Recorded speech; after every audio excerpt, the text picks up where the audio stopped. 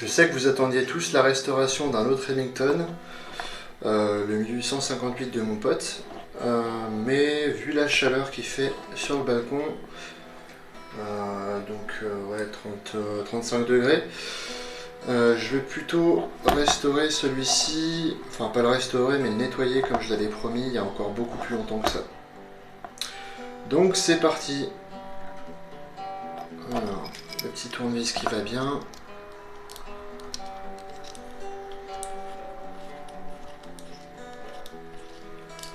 On va le démonter entièrement, y compris le mécanisme.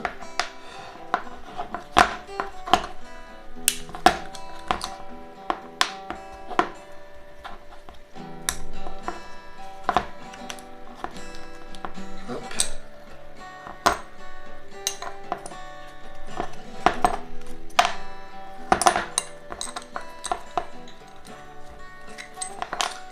Vous voyez qu'à l'intérieur c'est carrément pourri. On va mettre tout ça à part.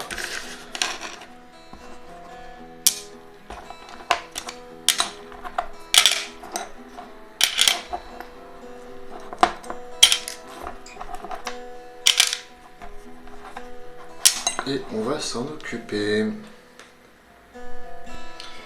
Donc globalement, qu'est-ce qu'il va nous falloir? Il va nous falloir du WD-40, de la paille de fer, une petite éponge abrasive grain fin,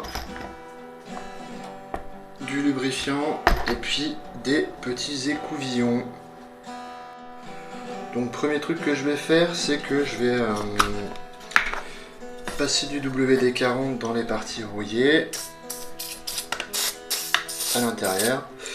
Il faudra que je nettoie aussi chaque ressort un par un. Donc maintenant que j'ai fait ça, je vais venir enlever l'huile avec ce chiffon. Et puis ensuite on va décrasser un petit peu le tout. Ouais, c'est pas gagné. Donc voilà ce qui se passe quand on nettoie pas l'intérieur de ces guns alors qu'on tire avec. C'est pas toujours beau. Donc ça normalement faut le faire après chaque session de tir.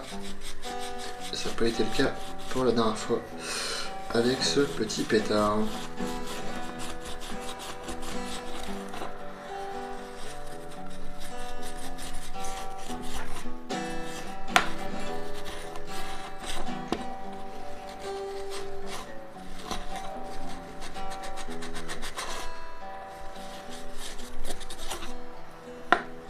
Déjà être un peu mieux.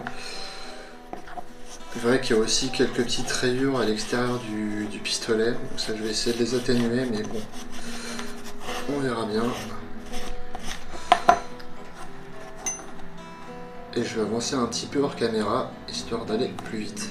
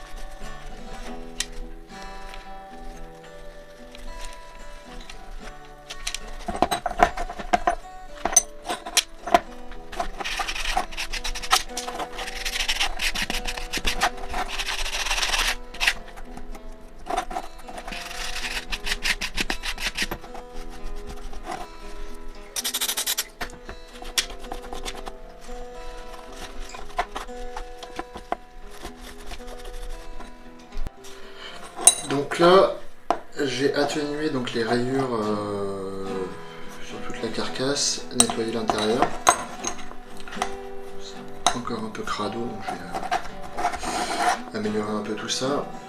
Et après, je vais passer donc à tout ce qui ressort, je vais remonter. Ou alors je fais le canon avant, je sais pas encore. Mais ça avance. Donc là on est bon.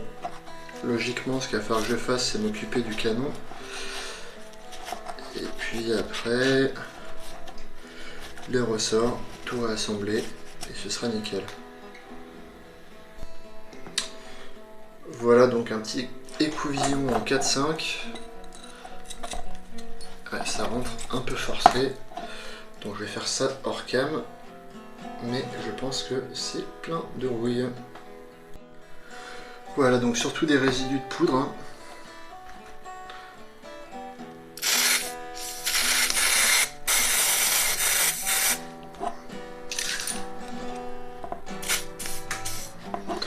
Je crois qu'il y en a assez. Et donc là, pareil que tout à l'heure.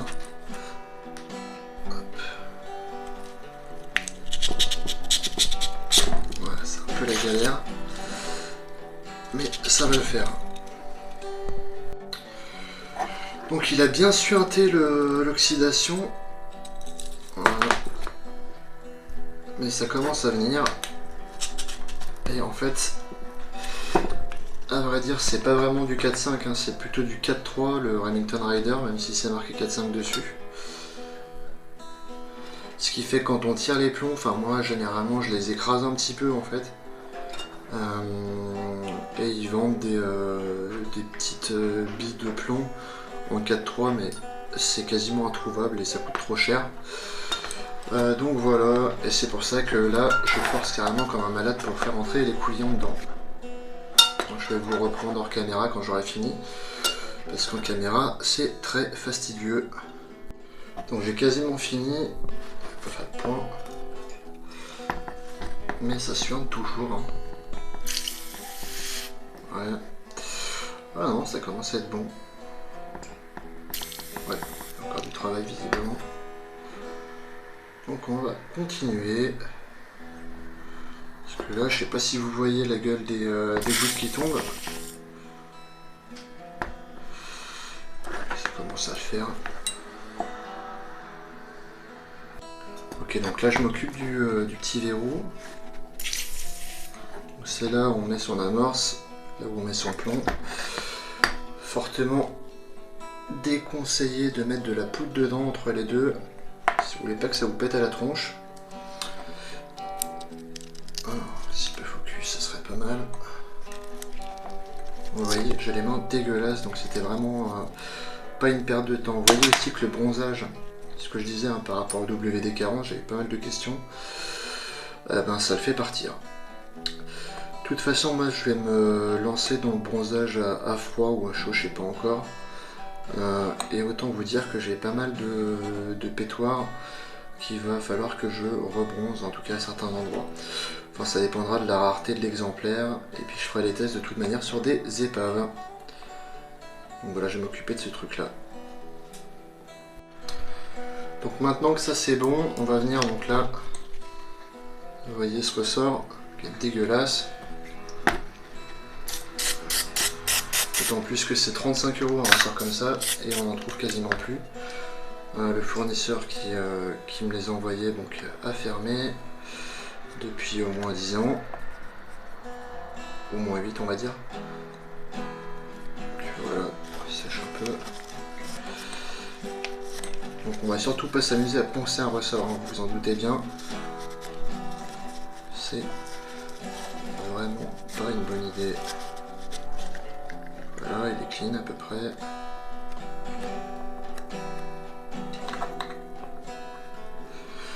Ok, nickel. Le chien, juste nettoyer. Hein. Donc pareil, hein, perd un tout petit peu le bronzage. Donc là, c'est un peu moins méchant que la queue de détente.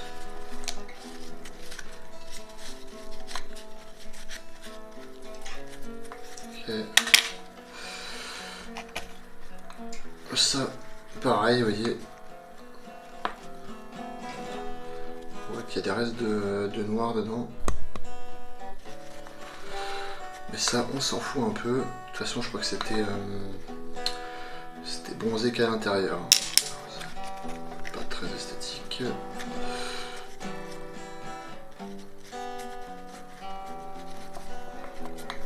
Et puis là, on a notre deuxième goupille qui a pris un peu de rouille.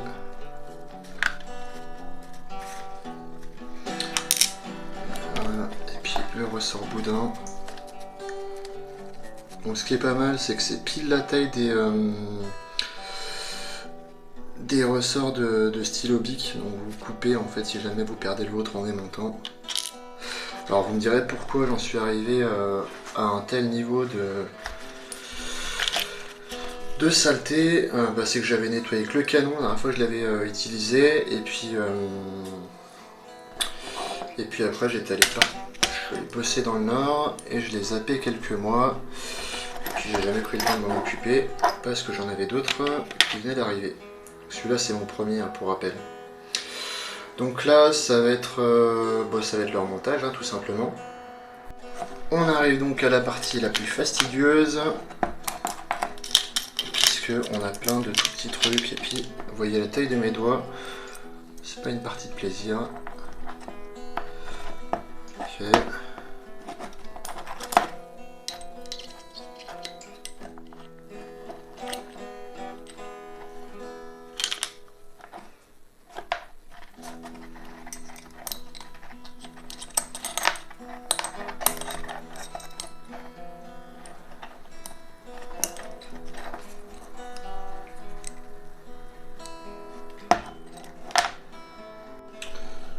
Alors, ça me saoule ces goupilles là.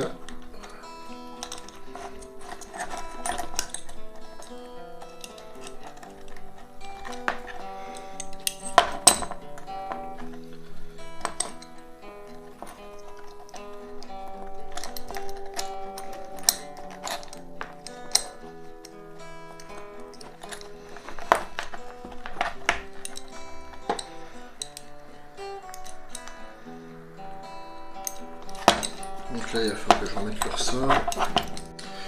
Donc je vous ai épargné la petite partie fastidieuse où il s'agissait de glisser le petit ressort en dessous. Vous voyez quand même que le mécanisme n'est pas compliqué. Et là, ça va être un peu chiant. Excusez-moi pour ce petit moment d'égarement, ça fait longtemps que je l'avais pas eu sous la main. Je vais juste le mettre comme ça. Et puis là, voilà. Ça marche nickel. Donc je vais venir, je vais le sécher un petit peu plus à l'intérieur. Mais là, il commence à être beau. Et remettre cette plaquette. Voilà, donc là ce qui est chiant c'est pareil, c'est qu'on a nos goupilles, je sais pas comment vous appelez ça, qui sont bloquées. Et pour les remettre sur les rayés, c'est une affaire un peu chiante. Voilà. On est quasiment bon. Et enfin, recoller ceci pour que le tout tienne ensemble.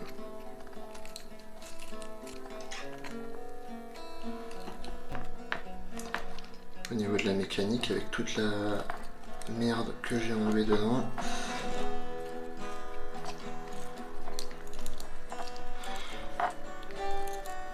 Il faudrait que je le retire un de ces quatre, même si,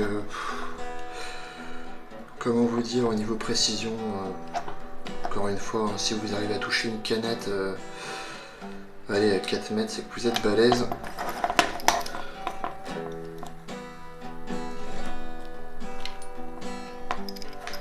Voilà pour ce pétard. Le ressort, il est quand même encore bien dur.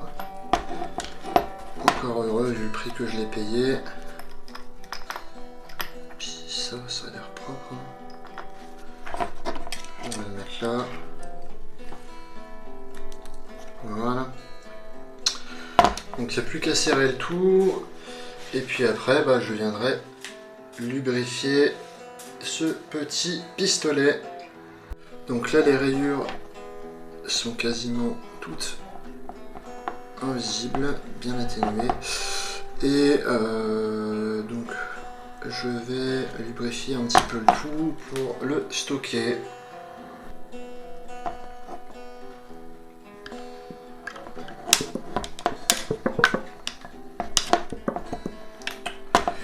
Hop.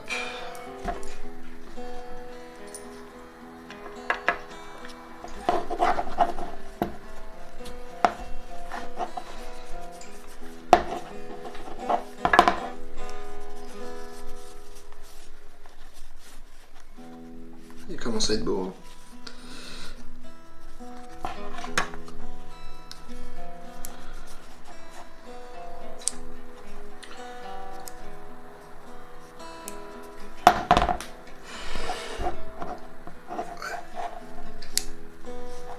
Je colle un coup de brosse à dents à la limite à certains endroits.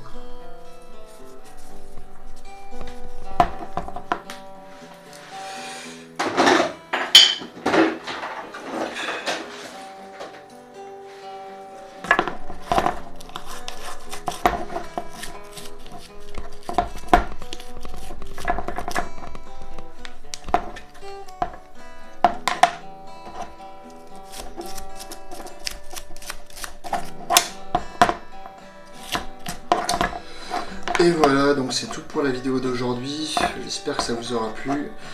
Je vous invite à comparer l'état avec la première vidéo que j'avais faite au sujet de ce pistolet. Et je vous souhaite un bon dimanche à toutes et à tous.